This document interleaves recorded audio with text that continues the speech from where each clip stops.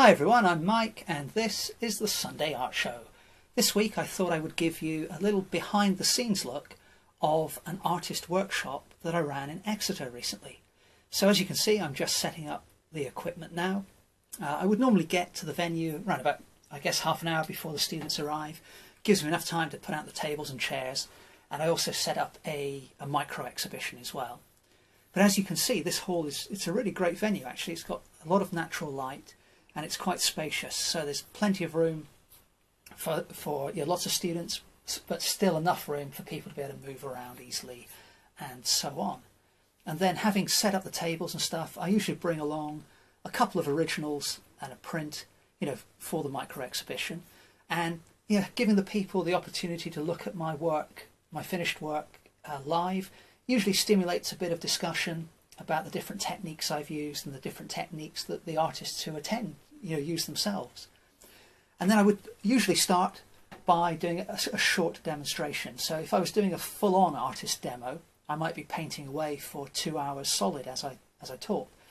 But in a workshop, the emphasis is very much on the people who are attending doing as much painting as possible. So I will typically work away for 5 minutes at a time and explain what I'm doing, and then I'll give the people who are attending the workshop the opportunity to use those techniques if they want to follow exactly what I'm doing, or equally they're free to go off and do their own thing completely. If they want to do that, that's fine. Or maybe they'll just take a little bit of what I'm doing and add it into their own working process. And that's one of the most enjoyable things from my point of view of doing workshops, is the continual exchange of ideas. And I learn a lot of stuff from giving the workshop, and hopefully the people who attend, pick up some info from me as well. So I'm using a big brush here to block in the background sky for this sheet painting, and I'm using the interactive acrylics. And this gentleman here, for example, is following my technique pretty much to the letter, whereas this lady, she's got very much her own style, and so she was doing her own thing, and we kind of led to a discussion about her style.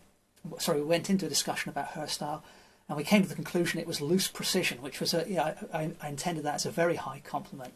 And she's just showing me there her sketchbook, where she had included a series of very quick sketches completed during a bus journey of the view out the windscreen as the view changed. She did like a little 2-minute sketch of the view, and then another one and another one while the bus journey was going on.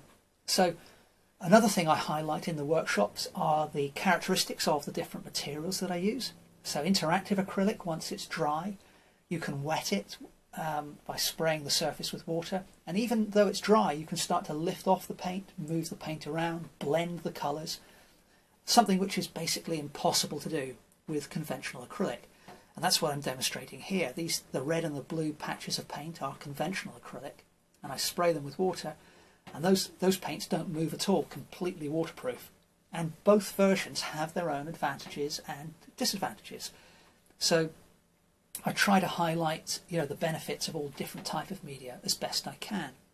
So I'm just adding some tone now to the sheet. This is still the interactive acrylic. I'm using that almost entirely for this particular painting. The initial outlines were done in watercolour marker pen, and having put the shadow areas in, I'm now putting a mid-tone over the entire animal. And I find that's a nice efficient way to create a sense of 3 dimensions quite quickly. The complete sort of 3 stages. And then for the legs, I'm just going to fill those in.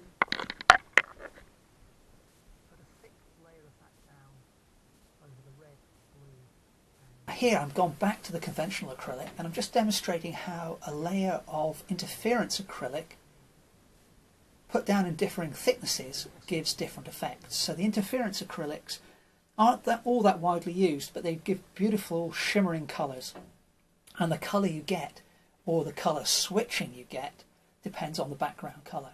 So I'm just discussing the proportions of this horse here with this gentleman. So there's a constant dialogue going on. I encourage a lot of questions, and I will always try to tune the workshop to whatever the people attending want to see. So for example, this gentleman brought along some Inktense pencils, which I hadn't actually used in person before, and but he wasn't aware that if you wet those pencils, then you can very quickly create a lovely wash of coloured ink, which once dry is completely waterproof, and that's just what I'm demonstrating there. So here's an original, a print there on canvas, and then a framed original that I've just sort of brought along for the exhibition. And here's the sheet painting, not quite finished. Let me show you the finished version.